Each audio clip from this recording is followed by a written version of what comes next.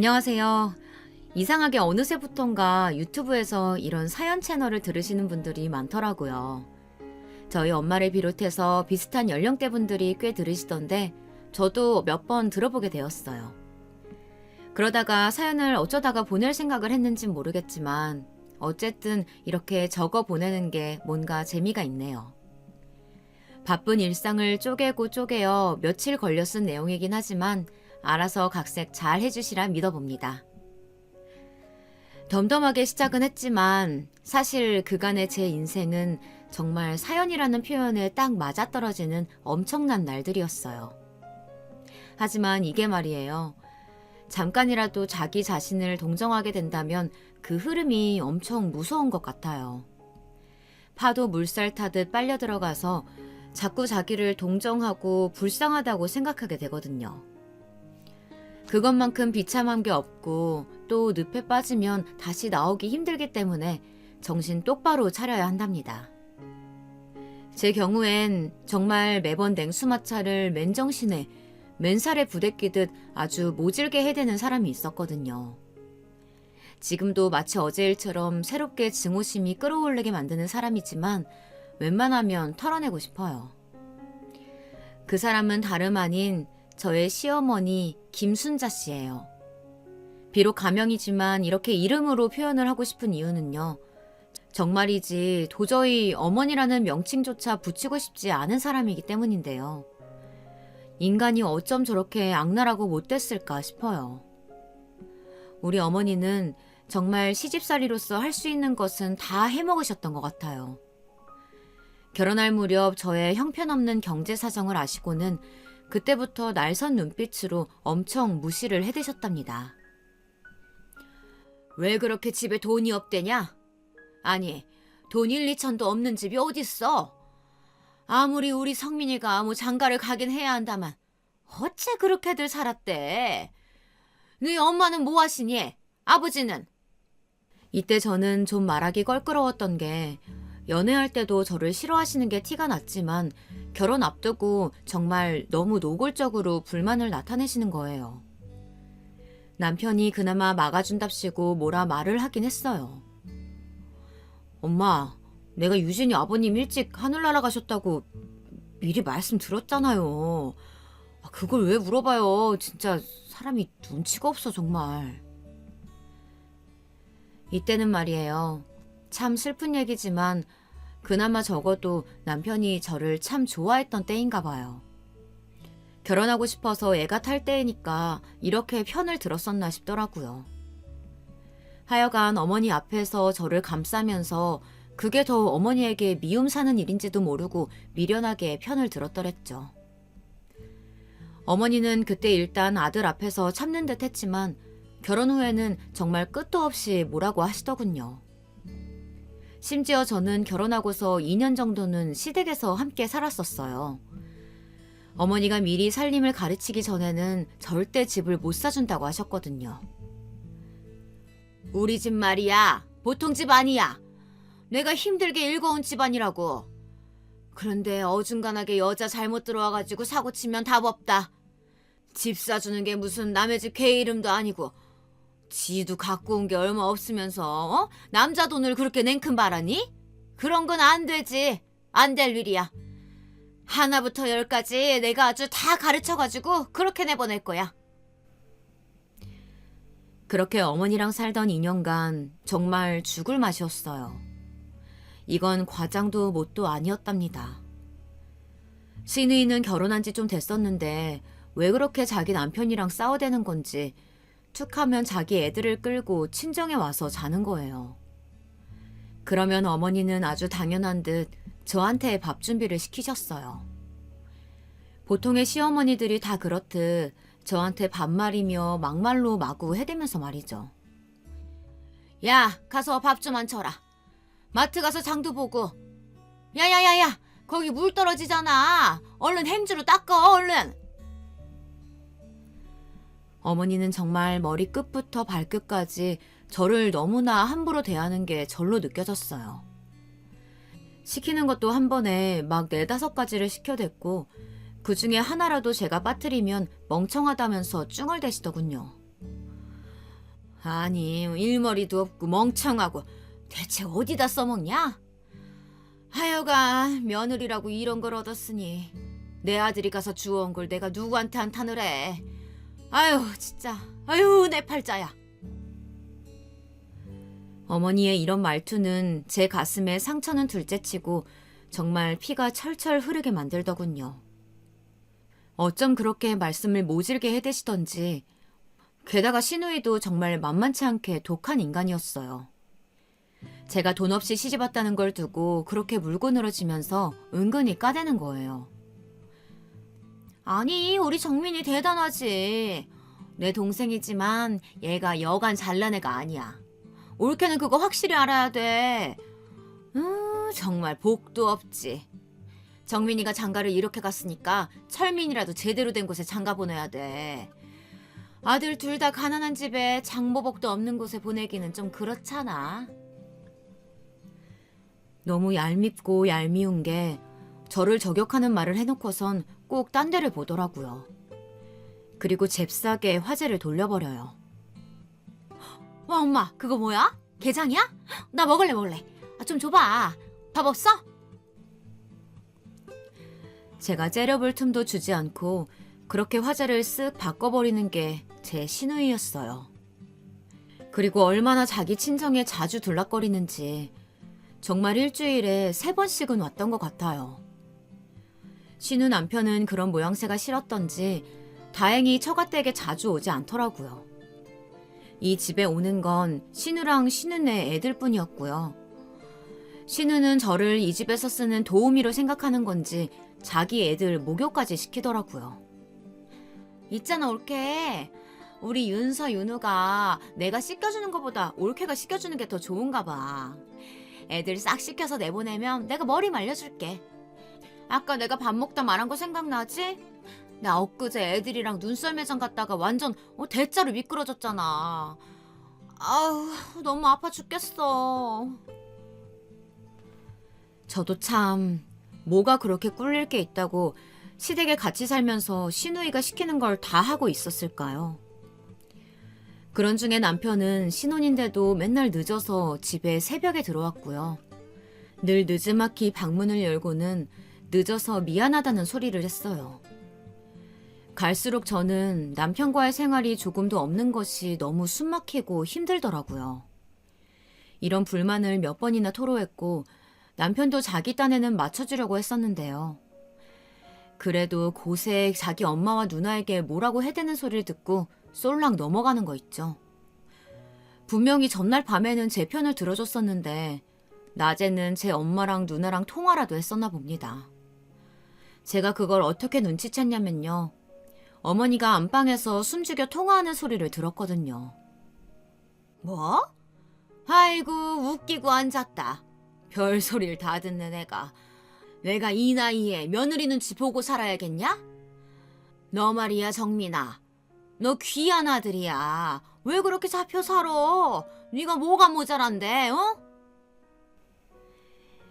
이때 순간적으로 뜨끔하면서 이건 누가 봐도 제 얘기인지 알겠더라고요.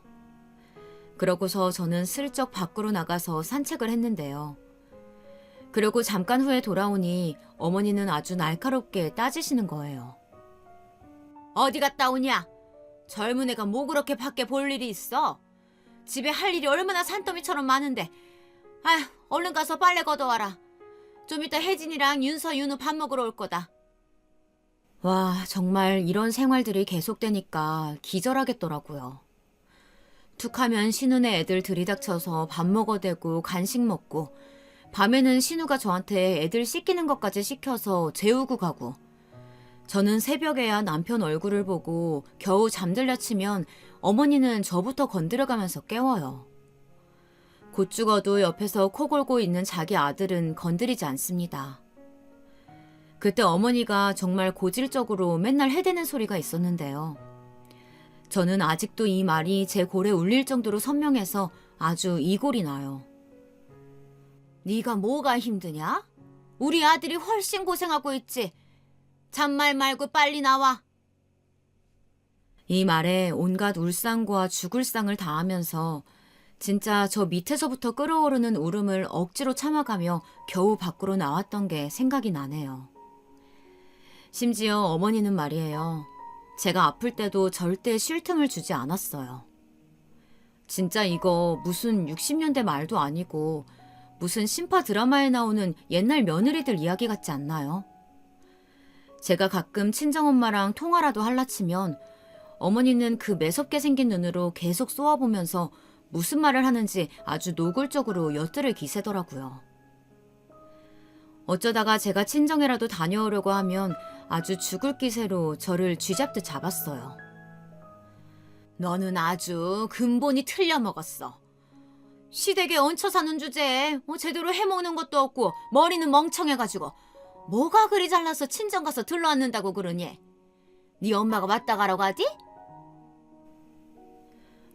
어머니는 우리 엄마를 니네 엄마라고 부르면서 절대 사돈이란 단어를 쓰지 않더군요.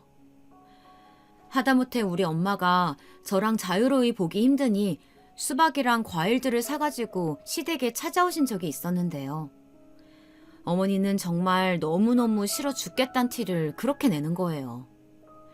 그냥 과일만 받아가지고 정말 한 10분, 20분이나 됐을까요? 곧장 우리 엄마를 나가게 만드는 거 있죠. 아이고 사돈, 조금 있으면 우리 딸내가 와서요. 보다시피 집도 엉망이고 지금 할 일도 많아요. 나중에 시간 많을 때 오세요. 그때 내가 유진이한테 연락하라고 하겠습니다.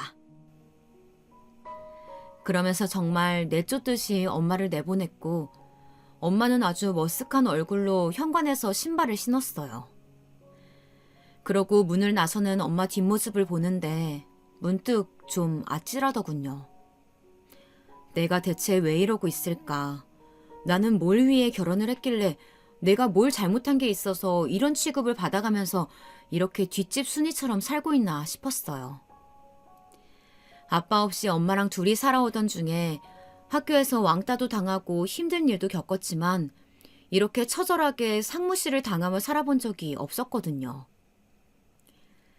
시기는 어느새 2년쯤 되었고 저는 남편에게 아주 큰 결단을 표했어요.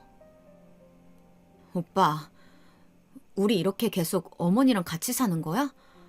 시간 지나면 나가자고 하지 않았어? 나 솔직히 말할게. 나 계속 이렇게 어머니랑 같이 살기 힘들 것 같아. 오빠는 이해 못 해주겠지만 나 스트레스 너무 많이 받아서 살이 이렇게나 빠졌어. 그 정도는 오빠도 알지 않아? 이때 정말 얼마나 한이 맺혔던지 말하면서 피로감에 숨도 잘 안 쉬어지더군요. 남편은 그때 가운데서 치이는 게 자기도 싫었던지 본인도 어느 정도 생각은 했다고 하는 거예요. 결국 시간이 좀 걸리긴 했지만 우리는 크게 멀리 벗어나지도 못하고 5분 거리에 있는 집을 얻게 되었답니다. 그래도 저는 정말 단 한 방이라도 어머니랑 붙어있지 않은 환경이 된 게 믿을 수가 없더라고요. 그 정갈처럼 날선 눈, 조금이라도 잘못 부르면 악을 쓸 것 같은 그 성난 입, 정말 그림자만 대충 봐도 저한텐 끔찍한 인간 군상의 하나였어요. 그런데 말이에요. 저한테 그렇게 뱀처럼 독살 맞고 마구 함부로 대하면서 며느리들은 아주 발밑에 깔고 밀면서 놀려대던 우리 어머니가 있죠. 어떻게 그렇게 달라질 수가 있을까요? 똑같이 며느리를 봤는데 그렇게 애지중지하던 막내 아들의 처가 들어왔는데요.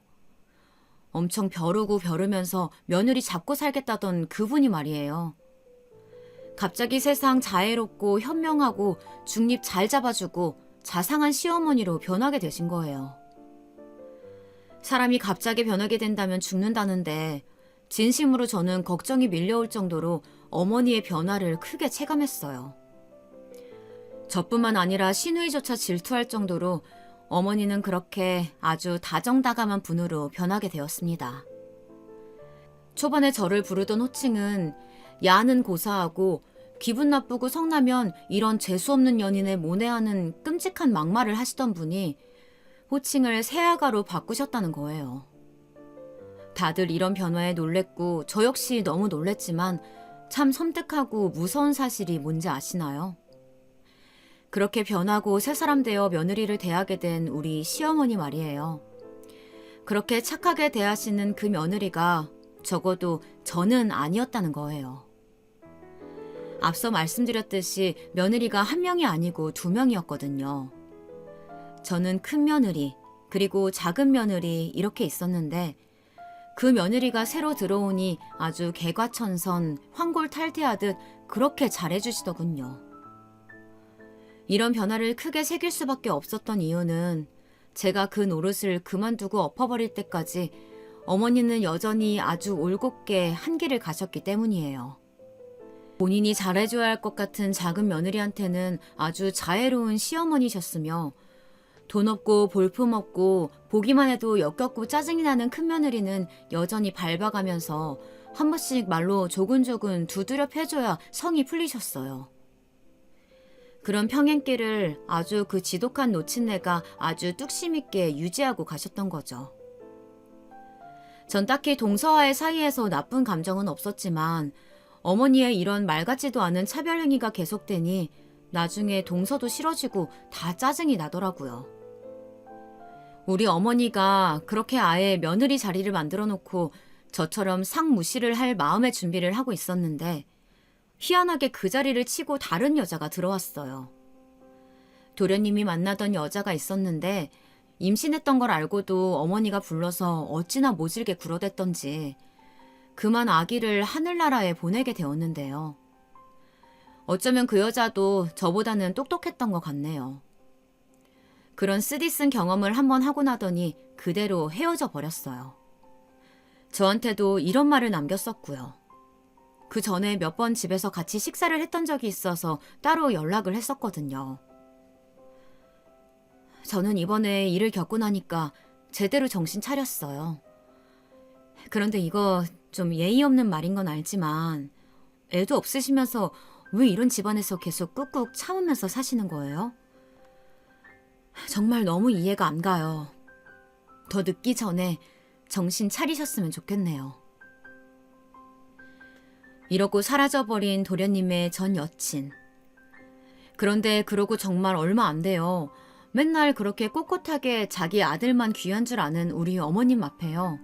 새로운 며느리감이 나타난 거예요. 어머니 입장에서 절대 찬성할 수 없고 저 멀리 내쫓아버릴 조건의 며느리였어요. 연상이었고 키도 크고 어머니 말로는 독하게 생긴 외모였고요. 그런데 아마 가장 용납할 수 없었던 것은 돌싱녀였다는 거예요. 다행히 자식은 없지만 일찍이 결혼했고 이혼한 지 시간이 많이 지났다더군요. 하여간 어머니가 도저히 용납할 수 있는 내용은 아니었는데요. 어머니는 곧장 그 며느리를 품에 안고 쓰다듬게 되시더군요. 이유는 딱 하나밖에 없었어요. 바로 돈. 어머니가 그렇게 미쳐서 환장하는 돈 말이에요.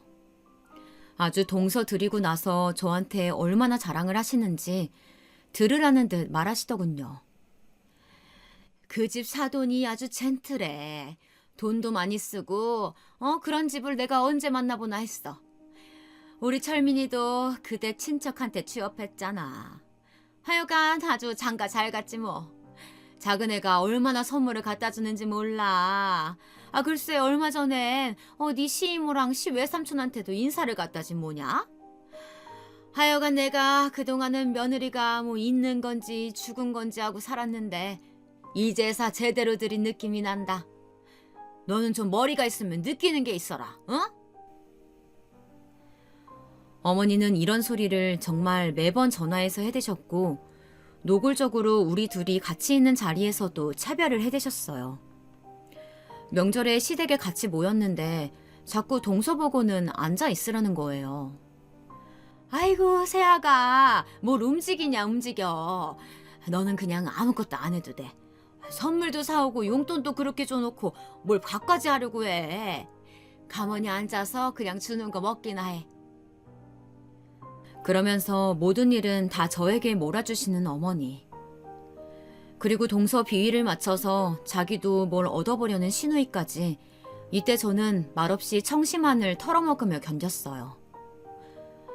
돌아오는 길 남편 역시 눈치 없이 이런 말을 해대는 거 아니겠어요? 그러고 보면 철민이 진짜 인생 잘 풀렸어. 걔 그전에 백수되고 파혼했을 때 진짜 이제 어떻게 사나 했다니까. 엄마가 얼마나 울면서 속상해했었는데 저렇게 부잣집 부인 얻어가지고 금방 훅 장가도 가잖아. 저가에서 직장도 턱 얻어주고 이번에 장인이 차도 뽑아주신 거 봐봐. 나는 저런 차 언제 사보냐고. 듣고 있다가 제가 몇 마디 싸붙였는데요. 아무래도 말이에요. 남편이 저에게 세상 다 내려놓은 사람처럼 함부로 굴기 시작한 건 이때부터 같아요. 아마 그 전에 시댁에서 같이 살 때에도 무의식 중에 그런 게 있었겠지만 그나마 신혼 에너지가 있어서 그런지 제 얘기도 들어주곤 했었거든요. 근데 어느 순간부터 인간이 화로 가득 차 있고요. 제가 조금만 불만을 얘기하거나 싫은 소리를 하면 성질을 내는 거예요. 눈을 이글거리면서 여차하면 정말 물리적으로 뭐라도 저지를 기세로 말이에요. 야, 시끄러. 한 번만 더 말하면 너 진짜 후회한다. 아, 그만 얘기해, 시끄러우니까. 제가 뭘 그렇게 대단한 잘못을 했다고. 저는 그냥 남편이 너무 자기 누나며 엄마 편만 들고 제 앞에서 저를 함부로 대하니까 표현을 했을 뿐이거든요. 오빠, 진짜 왜 그래? 나는 내 의견 말도 못해? 아까 어머니가 동서랑 나한테 어떻게 하는지 봤잖아. 나한테는 계속 일 시키시고 나는 밥도 못 먹었어. 집에 가서 뭔가 빨리 먹어야 될 것 같은 생각뿐이라고. 오빠는 내가 밥이나 먹고 있는지 챙겨봤어? 20명이나 다 되는 식구들 밥하면서 허기라도 채웠는지 봤냐고. 사실 생각해보면 제가 뭐 그리 심한 말을 했나요? 이 상황을 보고 그냥 상상만 해봐도요. 정말 100번 양보해서 사연 들어주시는 어머님, 아버님들, 제가 본인의 딸이라고 생각하면 가슴 아프지 않으세요? 우리 시어머니만 해도 본인 딸이 명절에 가서 반나절 설거지한 게 그렇게 약올라 죽겠는 분이거든요. 사위랑 싸워서 냉전 중인 것도 속상하고 사위 죽일 놈이라며 그렇게 욕을 하시는 분이에요. 그런데 우리 남편은 말이에요. 이후로 정말 제가 믿을 수 없을 정도로 충격을 받았던 한참 시간이 지났는데도 잊혀지지 않는 일을 저에게 저질렀어요. 안 되겠다. 너 있잖아. 저쯤에 세워줄 테니까 내릴래? 뭐? 이때 전 당연히 잘못 들은 줄 알았어요. 나중에 그 의미가 뭔지 깨닫고 있는 와중에도 홧김에 이렇게 이런 말을 하나 싶어 기가 막혀있던 상황이었고요. 하지만 남편은 진심이었던 거예요. 진심으로 자기 옆에서 이렇게 자기네 가족을 욕하는 여자가 꼴보기 싫고 짜증이 났던 겁니다. 얘를 태우고 가는 게 너무 짜증나고 싫으니 근처 역 입구 쪽에서 적당히 내려준 거였죠. 내리라고? 지금? 지금 여기서? 아니, 가만 있어봐. 저기 사거리. 역 앞에 내려줄게. 혼자 알아서 적당히 가. 직분처잖아 어차피. 저랑 시댁을 떠나 마트에 갔다가 돌아오는 길이었는데 아무리 가까운 길이라지만 자기 기분 나쁘다고 내리라니요. 결혼 생활 내에 이런 경험을 한 적이 없었는데 진짜 어이가 없더라고요. 정말 서글픈 게 뭐냐면 왜 결혼 생활이 길어지면 길어질수록 시댁을 대하는 것도 능력이 높아져 가는데 왜 아무도 그 값을 안 쳐주는 걸까요? 당연하게 생각하고 외려 더 바라는 것만 많아지고 저를 괴롭히지 않으면 못 견디겠는 것 같더라고요. 더 묻지 않고 내려서 걸어오는 동안 너무 기가 막히고 어이가 없어서 돌아다니고 있는데 정말 더 서글펐던 건 어디 마땅히 갈 데도 없더군요. 그렇게 집에 들어갔고 당연히 남편은 없었고요. 그날 새벽이 되어서야 들어온 거 있죠. 그리고 며칠 지나서 남편은 자기가 생각해도 좀 너무 욱했다 싶었는지 미안하다는 카톡 문자를 보냈어요. 뭐 이래저래 해서 미안하다면서 외식을 하자고 하더군요. 그때 그렇게 밖에서 식사를 하고 저는 정말 억지로 기분을 풀었지만 찜찜함은 풀리지 않았어요. 결혼 초반엔 이러지 않았는데 갈수록 더 상황이 나빠지는 느낌이 들었거든요. 왠지 이런 일들이 반복되면서 최악의 강도는 점점 거세지는 게 아닐까 싶었어요. 아마도 어머니랑 2년 동안 살면서 그때 단단하게 맷집이 늘어나서 당시 경험으로 저도 모르게 예측을 했던 건가 봐요. 그리고 정말 슬프고 한스럽게도 정말 이 예감은 정확히 들어맞고 말았답니다. 남편은 이후로 갈수록 저한테 함부로 대하게 되었어요.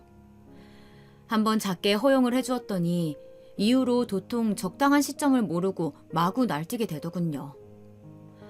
예전에는 자기 아버지가 어머니에게 함부로 대하는 게 싫었다더니 그걸 완전히 잊어버린 듯 했어요. 조금만 화가 나는 일이 있고 거슬리는 게 있으면 씩씩거렸거든요. 야, 물 흘렸잖아. 닦아. 아, 진짜 정신사납게 하네. 아, 가뜩이나 일도 피곤하고 다 짜증나 죽겠는데 진짜 이게 뭐야? 남편은 그렇게 저로 하여금 눈치를 보게 만들었으며 그런 모습이 무서워 조심하려는 제 모습을 보고 만족한 듯 보였습니다. 그렇게 길을 들여가고 있고 그게 바른 모습이라고 생각하는 듯 했어요. 왜냐면 제가 이렇게 금세 수구를 맞추려고 하면 조용했고 제가 조금이라도 말을 하려고 하면 버럭 승질을 냈거든요. 조용히 안 해? 누가 네 생각 듣고 싶대? 얘기하지 마. 네 얘기 들을 필요 없어. 너는 그냥 내가 시키는 대로 하면 돼.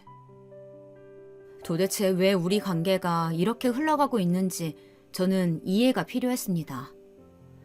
우리끼리 나와 산 지 뭐 얼마나 되었다고 남편은 신혼 때와 너무나 다른 모습으로 저에게 함부로 굴었거든요. 몇 번 다투다가 이 문제로 따지고 드는 저에게 아주 기함할 소리를 하더군요. 네가 이렇게 만든 거야. 네가 이미 선 넘은 짓 한 거 몰라?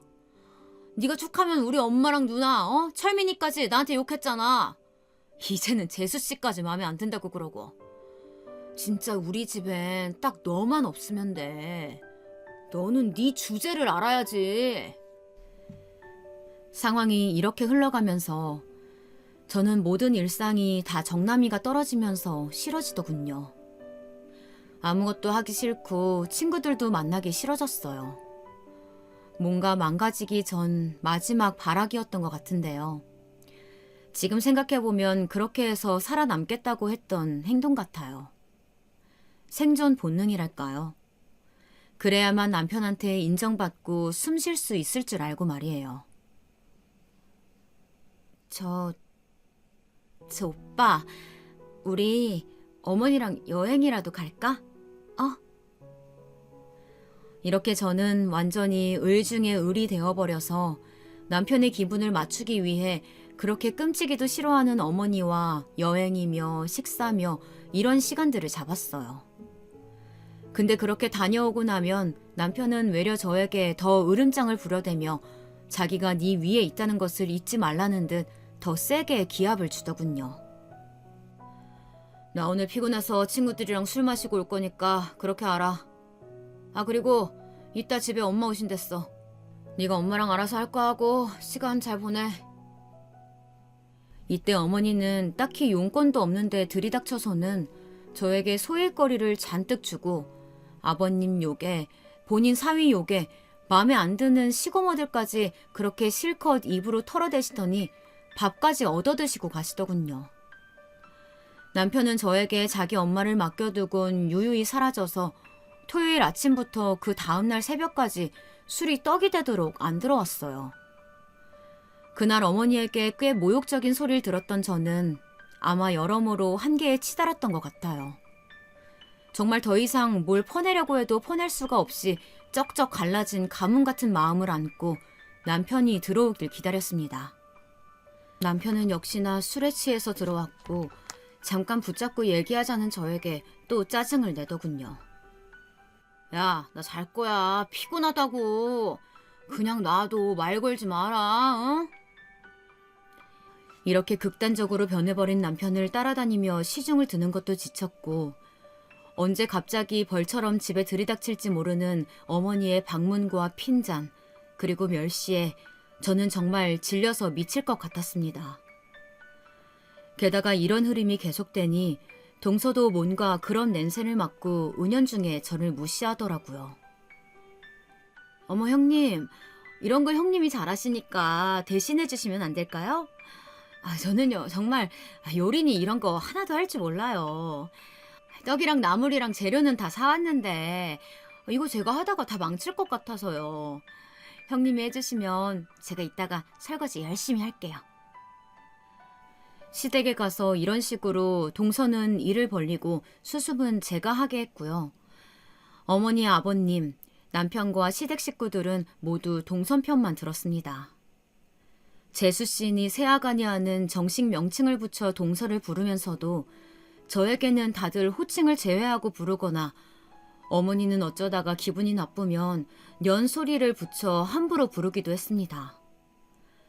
생전 잘하면서 농담으로도 우리 엄마한테도 들어보지 않은 소리인데 어머니는 그런 말을 서슴없이 했어요. 아무튼 저는 이렇게 머릿속이 윙윙거리고 정말 미치기 직전인 정신 상태였고요. 남편에게 맞춰주는 것도 끝에 다다랐기 때문에 굳이 제 할 말을 다 토해내 버렸습니다. 당연히 남편은 중간부터 말을 끊으려고 했고 제가 그래도 듣지 않자 급기야는 물리적으로 저를 제압하려고 하더군요. 손찌검을 당하고 아픈 건 둘째치고 그 모멸감을 믿을 수 없었던 저는 남편을 한번 올려다봤어요. 그러자 남편은 뭘 보냐는 듯 더 당하고 싶냐는 듯 윽박을 지르면서 집안을 마구 휘저어 놓았습니다. 그대로 전 지갑을 들고 집 밖으로 나왔어요. 그리고 정처 없이 터벅터벅 걸어가는 길. 저의 이런 상황이 너무 기가 막히고 억울하더군요. 엄마한테 말을 할까 하다가 알면 너무 괴로워하실 것 같아서 어머니에게 전화를 했어요. 어머니 아들이 나한테 이렇게 했다. 그래서 저는 밖으로 쫓겨나듯 도망 나왔다. 어떻게 생각하시냐고 말이에요. 사실 저도 뭐 좋은 소리 들으려고 연락한 건 아니고요. 아들 감쌀 거라고 생각은 했어요. 저는 그 집에서 정말 집에 굴러다니는 행주만도 못한 존재였으니까요. 하지만 저는 이 말을 듣고 진정으로 정말 진지하게 이혼을 결심하기에 이르렀습니다. 다시 들어도 너무 사이코 같은 말이고 솔직히 이러면 안 되지만 다른 분들도 마음껏 욕해 주셨으면 합니다. 얼마나 인간 같지 않은 소리를 했는지 알려드릴게요. 뭐? 정민이가 널 때려? 그냥 스쳤겠지. 걔가 뭘 때리긴 때리냐. 뭐야? 확실하다고? 증거라도 있어? 아이고, 좀 시끄럽게 좀 굴지 마라. 번잡스럽고 정신사납다 진짜. 아니 솔직히 말이야. 그래도 그 뭐야 다행인 거 아니냐 그 정도면. 네? 다행이라고요? 뭐가요? 저는 너무 거슬리는 표현이 있는 거로 다시 고쳐 물었고 어머니는 귀찮아 죽겠다는 듯 짜증을 내며 말하시더군요. 이때 저는 진심으로 시댁에 가서 그냥 다 내려놓고 뒤엎어버릴까 잠깐 고민을 했습니다. 다행이지 그럼 아니냐? 그럼 너는 네 남편이 술 먹고 열받는다고 어디 밖에 나가서 남 때리고 사고 쳤으면 좋겠어? 그럼 더 큰일이지. 그냥 너 하나 밀치고 끝났으니까 그걸 얼마나 다행이냐. 집안에서 그러고 끝내길 다행이지. 밖에 나가서 사람 쳤으면 경찰 부르고 시끄럽지. 그냥 집안에서 적당히 불 끄면 된 거야. 그걸로 넘어가. 내 말 무슨 말인지 알겠지? 이때 전 충격이 너무 커서 숨이 멎은 듯 가슴이 답답하다 못해 어쩔 줄을 모르겠더라고요. 세상에 아무리 지독한 시어머니들이 많고 아니 저보다 더한 시어머니도 있을 거예요. 그런데 일단은 제가 감당할 수치를 완전히 뛰어버리는 순간이었어요. 그때 깨달은 거죠. 내가 왜 이 망할 할망구 진짜 짐승반도 못한 인간을 왜 어머니라고 고분고분 호칭을 붙여가며 종같이 살았을까 하는 걸 말이에요. 어떻게 며느리를 자기 아들에 비해서 한 주먹거리도 안 되고 왜소한 며느리를 아들이 때렸다는데 그걸 밖에서 사고 안 치고 며느리를 때렸으니 다행이라고 할 수 있죠. 저 그때 정말 순간적으로 욕지기가 밖으로 흘러나왔어요. 지금 뭐라고 하셨어요? 뭐요? 나를 쳤으니까 다행이라고요? 이봐요, 어머니. 얻어쳐맞은 게 신우이여도 동서여도 그따위로 말할 수 있어요? 내가 이 집에서 정말 짐승만도 못한 거냐고요. 어떻게 어머니 아들이 절 때렸는데 그따위로 말을 할 수가 있어요. 저는 사람 축에도 안 껴요. 밖에 있는 사람만 사람이에요? 안에 같이 살고 있는 저는 뭐냐고요. 정말 그간의 결혼 생활 중 처음으로 그렇게 눈 뒤집고 정신이 나가서 막 소리를 질렀나 봐요. 어머니는 제가 막 소리를 지르며 따지는 걸 듣고 놀라긴 했지만 더 매섭고 독하게 물어뜯더라고요. 이게 어디서 소리를 질러? 누가 뭐라고 했냐? 하여간 너는 맨날 멍청해서 문제야. 그냥 일을 덮으면 될 걸 키워가지고 울고 불고 징징거리고. 아우, 아주 지겨워 죽겠다. 너 그따위로 말할 거면 진짜 꼴도 보기 싫으니까 네 엄마한테 가. 네 집 어른들한테 얼른 네 데려가라고 하라고. 하여간 망할 멍청한 년 같으니라고. 이때 제가 얼마나 피를 쏟듯 어머니에게 욕을 해댔는지 택시기사님이 너무 정신 사납다고 그만 내려달라고 하실 정도였어요. 전화를 얼른 끊고도 분이 안 풀려서 씩씩거리는데 목이 완전히 다 쉬어버리고 쓴맛이 밀려오더라고요.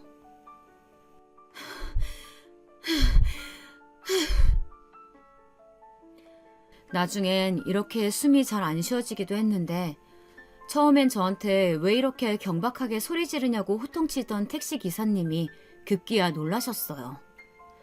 제가 막 떨면서 택시 뒷좌석에 쓰러지듯 누워있으니까 근처 병원으로 가야 하냐고 하시는데 그냥 전 제발 원래 말한 곳으로 데려다 달라고 했습니다. 거긴 저희 엄마 집 친정이었거든요. 뭘 하건 간에 엄마를 좀 봐야, 엄마를 붙잡고 엄마 손이라도 잡고 봐야 진정을 할 수 있을 것 같았습니다. 저는 그렇게 지독히도 제 편이 필요했던 것 같아요. 괜찮다고, 너 잘못한 거 없고 너는 그냥 괜찮다고, 거기서 그렇게 잘근잘근 씹혀가지고 함부로 취급당할 애가 아니라고 그렇게 다독여줄 제 편이요. 거의 다 가서 엄마에게 전화를 했고 제 대신 전화를 기사님이 받아서 통화해 주시는 바람에 엄마가 뛰어내려왔어요. 얼굴이 허옇게 혈색이 다 빠진 상태로 비틀거리며 택시를 타고 온 절 보고 엄마 가슴이 얼마나 찢어지셨을까요? 그때 엄마 부축을 받고 집에 들어가서 따뜻한 엄마 집에 누우니 그제서 잠이 밀려오더라고요. 몸이 얼마나 지쳐 있었던 건지 정말 우는 것도 이젠 지겨워서 하고 싶지 않았어요. 다음날 눈을 뜨자마자 걱정하는 얼굴로 저를 보고 있는 엄마에게 조용히 말했습니다. 엄마, 나 이혼해도 돼? 제발 부탁이야. 이혼시켜주라. 응? 엄마는 놀란 듯 했지만 제가 이런 말을 그냥 하는 게 아닐 거란 예상을 아마 밤새도록 했던 것 같아요. 몇 가지만 물어봐도 되겠냐고 해서 제가 겪은 일들을 말했고 엄마가 너무 충격을 받고 있기에 어느 정도는 약화시켜서 말하기도 했습니다. 말하다 보니 저만큼 상처를 새롭게 받고 있는 사람이 우리 엄마였거든요. 이 말을 통해 제가 엄마에게 상처를 준다고 생각하니 너무나 자세히 말할 수도 없었어요. 이래저래 엄마는 저 스스로 나서지 못하도록 최대한 방어를 하면서 정말 지독한 그 이혼 과정을 끝끝내 마치게 되었습니다. 너무 황당하게도 이혼 과정 말미쯤엔 남편이 거의 협박을 하듯 이혼을 못 해주겠다고 했었어요. 심지어 저에게 사과하는 문자를 길게 보내기도 했고요. 하지만 저는 정말 할 수 있는 모든 것을 다 쏟아내 버렸나 봐요. 진심인 듯 느껴지긴 했던 그 내용들을 봐도 정말 서글플 정도로 마음이 돌아오지 않더군요. 완전히 굳어버려서 이혼 외에 다른 길은 생각할 수가 없었습니다. 이혼을 하고 난 뒤 저는 정말 아주 바쁘게 살았어요.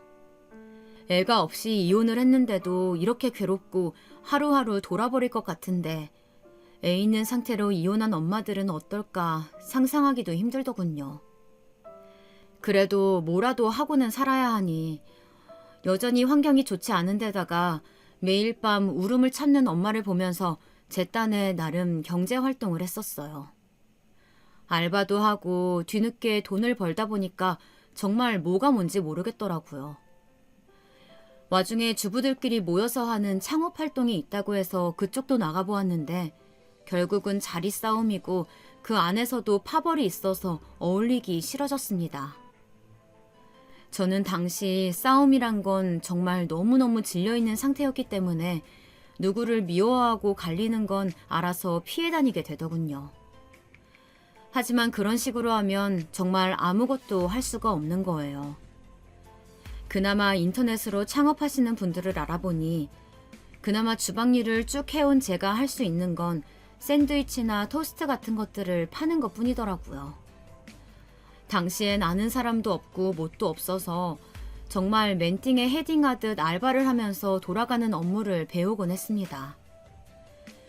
그러다가 제 딱한 사정을 알고 함께 얼마씩 투자를 하겠다며 친구들이 나서주긴 했는데 지금 다시 생각해도 참 안타깝지만 역시 같이 사업은 하는 게 아닌가 봐요. 그중 한 명이 중간에 아이템을 다른 데에 팔아버리고 잠적하는 바람에 5명이서 나란히 좋은 마음으로 하려던 게 끝나버렸습니다. 약간은 상처가 남는 상태가 되어서는 이후 우리들 간의 화제에서 창업은 입에도 올리지 않을 정도로 끝이 나빴답니다.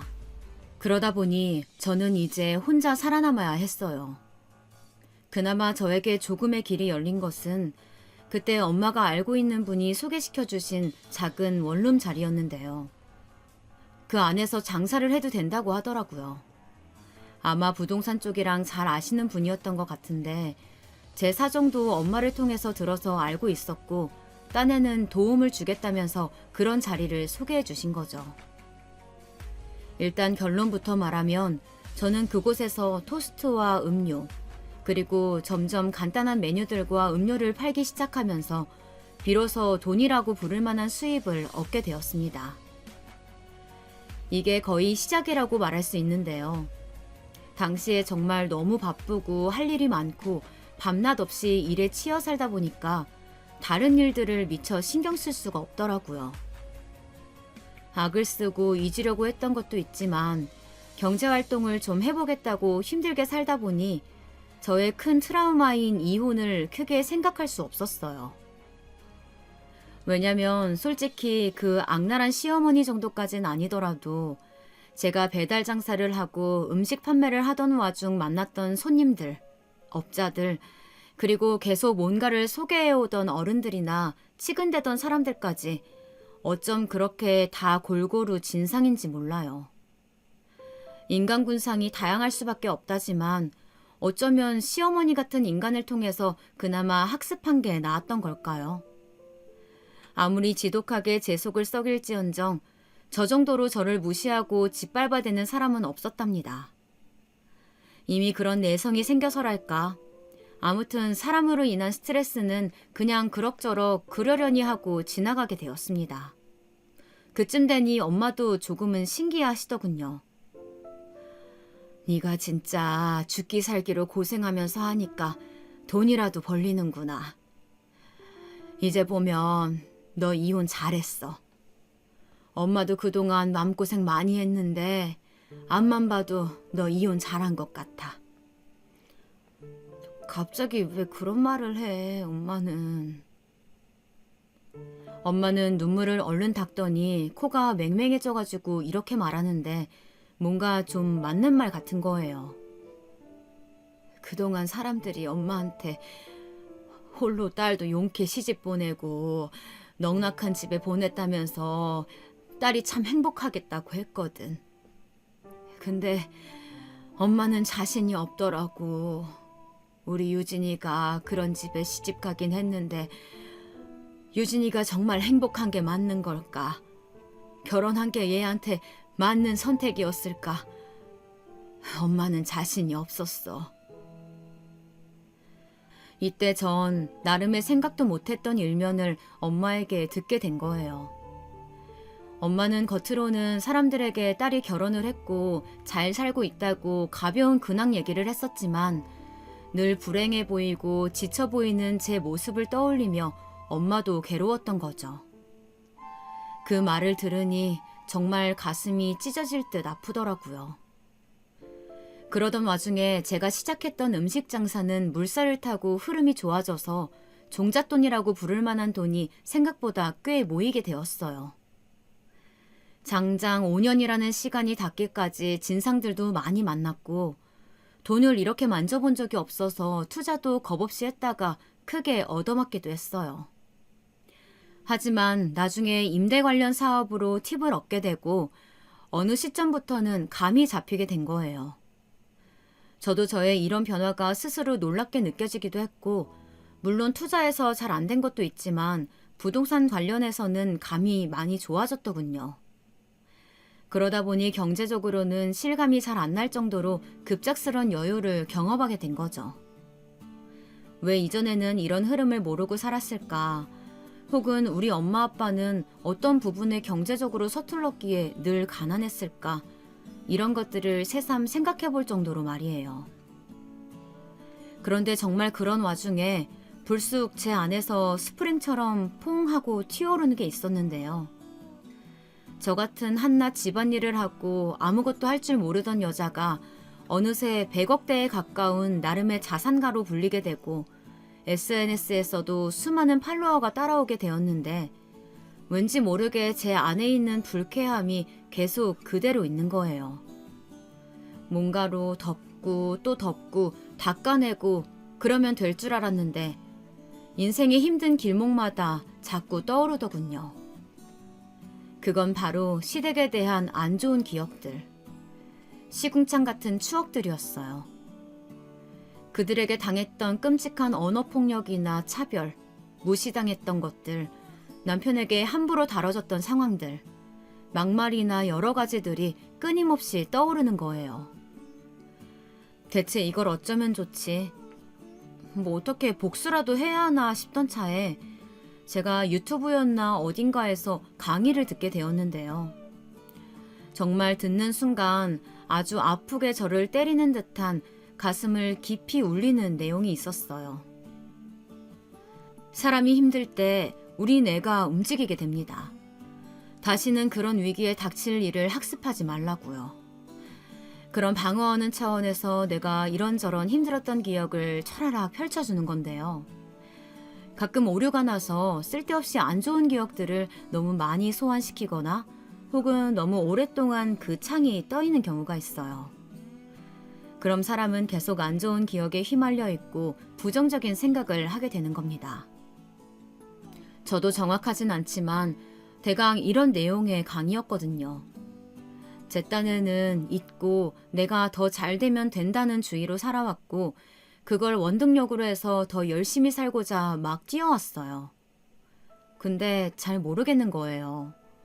저 강의를 들으니 굳이 뭐 점 찍고 복수가 목적이라기보다는 그냥 한 번은 매듭을 짓고 싶더라고요. 어떤 방면으로든 간에 제 자신을 나타내고 그들에게 명확하게 입장을 전달하고 싶었어요. 그리하여 제 비서를 데리고 함께 이전 시댁의 기억을 더듬어 대충 아직 남아있는 전남편이나 시누이의 카톡 사진을 조사도 해보고 주소 변동이 없단 걸 확인했어요. 그리고 곧장 시댁으로 찾아가게 되었는데요. 근처에서 서성거리다가 집으로 들어가는 저의 전 시어머니 김순자 씨를 발견한 거죠. 전 곧장 날선 목소리로 불렀어요. 그때 참 다행이게도요. 시어머니 혼자 있지 않고 그 표독스러운 시누이도 옆에 붙어 있더군요. 안녕하세요, 어머니. 형님, 저예요. 저 유진이요. 제가 떡하니 서서 팔짱을 끼고 제 차 앞에서 그들을 불렀어요. 그랬더니 그들은 저를 보고 처음에 못 알아보는 듯 했어요. 그러다가 눈살을 찌푸리면서 다시 보더니 험악한 얼굴을 한 상태로 인지를 하더군요. 너 뭐야? 뭐냐고? 뭐야? 저요, 저. 이전 어머니 며느리였던 유진이요. 아시면서 왜 그렇게 부르세요? 적어도 이때까지만 해도 되게 세댄 목소리로 탁탁대면서 말을 했고 비서에게는 차에 있으라고 하고 저만 움직였습니다. 잘 지내시나 봐요? 할 얘기가 있어서 왔어요. 그러자 그새 뭐가 그렇게 억센 일이 있었는지 아니면 원래 인상대로 고약하게 나이를 먹어서 못돼진 건지 어머니 얼굴이 더 심술궂게 변했더군요. 뭐 때문에 찾아왔냐고 쏘아붙이면서도 위아래로 저를 훑어보고 뒤에 있는 제 차와 그쪽에서 이쪽을 보고 있는 비서까지 싹 다 둘러보는 게 느껴졌어요. 전 이때 한번 심호흡을 싹 하고 아주 차분하게 말을 했어요. 사실 제가 이혼하고 5년간 힘들게 살아오면서 어머니나 시댁 나부랭이들을 떠올리면 욕밖에 뭐가 더 있었겠나요. 욕주거리를 하고 아주 진상짓을 하고 아니면 그들이 그렇게 찬양하던 돈으로 그들을 조롱하고 다 지디겨 버릴 수 있었을 거예요. 솔직히 그런다고 한들 누가 저에게 손가락질을 할 수 있을까요? 그런데 저는 제 인생이 펼쳐진 일에 새삼 실감이 안 나는 경제권을 가지게 되었으면서도 사실 막 마음이 편하다거나 상황이 좋게만 굴러가는 건 아니었습니다. 보니까 인생이란 건 정말 동화가 아니더라고요. 무슨 단계를 건너고 또 건너서 성공을 거뒀다고 해서 행복하게 잘 살고 영원히 좋았다 이렇게 끝나는 게 아닌 거예요. 그냥 계속해서 징검다리 위에 있고 나는 움직여야 하더군요. 당시 다른 투자건으로 좀 복잡한 상황이 있어서 마음이 썩 좋지 않던 차에 저는 이렇게 복잡한 제 내면을 좀 정리하고 싶었어요. 잊을 수 없고 저를 무던히도 괴롭혀서 미치게 했던 그런 기억들을 최소한 매듭을 한 번은 지어야겠더라고요. 시간이 5년이 지나고 20년이 지난다고 한들 그 기억을 잊을 순 없을 거예요. 그래도 제 안에서 뚝딱하고 한 겹 매듭을 짓고 가는 경험은 꼭 필요해 보이더라고요. 그래서 그 싫어 죽겠고 토악질 날 것 같은 어머니와 시누이를 앞에 두고 그들이 들으라는 게 아니고 제 자신이 듣길 바라면서 말을 했습니다. 어머니, 꼭 해야 할 말이 있어요. 저요, 꽤 부자가 되었어요. 정확한 자산이야 뭐 말하긴 그렇지만 알아보면 알아보실 수 있을 정도로 조금 여유가 있어요. 대충 말하면 한 100억대 정도 웃도는 상태인데 그 주인이 저예요. 안 믿기시죠? 그쵸?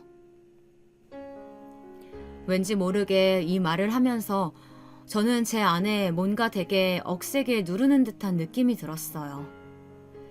그간의 아픔과 분노와 환멸과 증오를 누르는 건지 아니면 뭔지 모르겠지만 되게 강력하게 제 안에서 싸우는 감정이 일어나더라고요.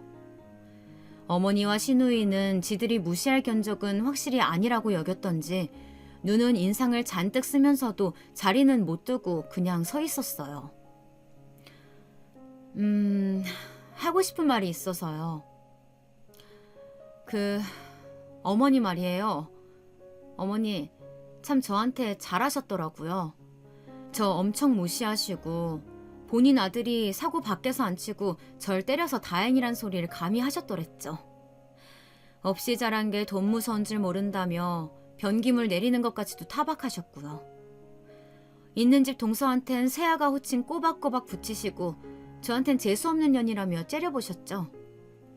애도 못 가지고 여자 구실도 못한다고 침 뱉으신 적도 있고요. 아프면 병균 손에 묻으니까 잘 닦고서 밥 차리라고 시키신 적도 있어요. 기억나세요? 안 나세요? 이쯤 토해내다 보니까 역시 분노란 게 무서운 게 지도를 더듬으며 길을 찾아가듯 이런 것도 다시 하나씩 더듬으니까 너무 선명하게 그 잔면들이 보이는 거예요. 마치 목적지를 눈앞에서 보듯이 말이에요. 그러니 저는 중간에 이 흥분이 제어가 안 되어서 잠깐 숨을 참았다가 다시 찬찬히 말을 했어요. 정말 장난이 아니라요. 그때 그렇게 저 무시하고 함부로 굴리셨던 거 그렇게 고생해보니까요. 어머니 아들이랑 이혼해서 이 무서운 세상 밖에 나와서 뭘 하던 다 해먹을 수 있겠던데요. 저 진짜 이 악물고 무섭게 살았어요. 고생할 거 뭘 더 하던 간에 어머니한테 받았던 모멸감을 이길 게 없더라고요. 이때 숨이 또 잘 안 가눠져서 내쉬는 동안 신우이랑 어머니는 뭔가 무서운 일이라도 당하게 될 것 같았는지 처음엔 그 화나있던 눈이 점점 공포에 치닫는 듯 했어요. 안심하세요. 저 딱히 뭐 할 생각 없어요. 솔직히 도저히 이런 말은 못할 것 같아요. 예를 들어 고맙다든지 절 고생시켜 주셔서 제가 이만큼 성장했다. 그런 말은 절대 못하죠. 근데 비슷한 얘기 같아요. 어머니랑 형님이 저를 그따위로 대하고 함부로 굴리지 않았으면 제가 지금 100억대 재산을 관리할 수 있을 정도의 규모로 살 수 있었겠어요? 그건 확실히 아니거든요. 아무리 생각해봐도 우리 엄마한테 물어봐도 그건 아니라고 얘기할 것 같아요. 약간 횡설수설하는 느낌으로 저도 엄청 헐떡거리며 분노인지 정리인지 모르게 바쁘게 말을 했던 것 같아요. 아무튼 그냥 이런 말을 어머니랑 형님 보고 해야겠어서요. 약속드리겠지만 2번 다시 얼굴 볼 일은 없을 테니까 안심하세요. 어찌되었건 2분이 저한테 독살스럽게 하신 덕분에 지금의 제가 이렇게 되었어요. 잘 산다고요. 끝. 이게 끝이에요. 무슨 말인지 알아들으셨죠? 그럼 저 가요. 안녕히 계세요. 그러고 마치 남편과 둘이 살던 집에서 택시를 타고 엄마 집에 쓰러지듯 내렸던 것처럼 간신히 걸어서 제 차로 와서 거의 쓰러지듯 차에 탔어요. 진정이 안 되는 그 감정이 분노였는지 울음이었는지 제 자신에 대한 동정이나 처연함이었는지도 모르겠네요. 그래도 그 말을 하고 거의 눕듯이 기대에 앉아서 집으로 돌아오는 동안 갈수록 채기가 내려가듯 마음이 좀 안정되더라고요. 확실히 그런 매듭을 지어야 하는 게 분명히 필요했었나 봅니다. 전 복수를 한 것도 아니고 따지고 보면 이도 저도 아닌 것 같기도 하죠. 그래도 할 말을 했고 정리를 했습니다. 새삼 피 튀기는 복수를 해서 그들을 깔아뭉갠다, 밟아놓는다, 그런 게 다 무슨 소용이 있죠. 제 자신을 온전히 생각한다면 저라는 길고 긴 영화 안에 저들이 있다면 그런 건 크게 필요한 장면은 아닌 것 같아요. 그리고 시댁에선 벗어났고 제가 이만큼의 성과를 거두는 인생을 살았다고 하지만 여전히 저를 자잘하게 괴롭히는 사람들이 있거든요. 눈치를 봐야 하는 사람도 사업도 있고요. 신경 쓸 것들이 여전히 있어요. 제가 저런 끔찍한 시집살이를 통해 얻은 건 100억대의 자산이 아니라 그냥 저에게 시비를 걸어오고 싸움을 걸어오는 것들에게 지지는 않겠다는 정신. 그거 하나 같아요. 될 때까지 해보자가 아니라 지지 않겠다. 일어나 보겠다 하는 생각으로 악착같이 왔어요. 뭘 해도 어머니 같은 관계에서 저한테 그보다 더 험악하게 굴 수 있는 사람은 다행히도 아직 만나지 않았고요. 그렇게 계속해서 제 사업 안에서도 쭉 싸워가고 있는 중입니다. 암튼 그렇게 메시지만 전달했을 뿐인데도 형님과 어머니의 얼굴은 거의 기절할 지경이더라고요. 제가 해코지를 할까 겁먹은 것 같은 얼굴이길래 그럴 생각은 없다고 누차 말했는데도 믿을 수가 없나 봐요. 그건 죄 지은 거 많아서 불안한 일 많은 그들 몫인 거고요. 저는 이대로 우직하게 제 갈 길을 가려고 합니다. 솔직히 쓰면서 많이 힘들었어요. 기억들을 끄집어내고 거기에 다시 몰입이 되어 생각을 하다 보니 정리를 한다는 건 참 쉽지 않다는 걸 또 느꼈네요. 들어주시는 분들도 이 힘든 얘기 같이 들으시느라 고생하셨네요. 감사합니다. 새해에는 좀 더 건강하시고 더 부지런히 힘 넘치게 사시길 바랄게요. 새해 복 많이 받으세요.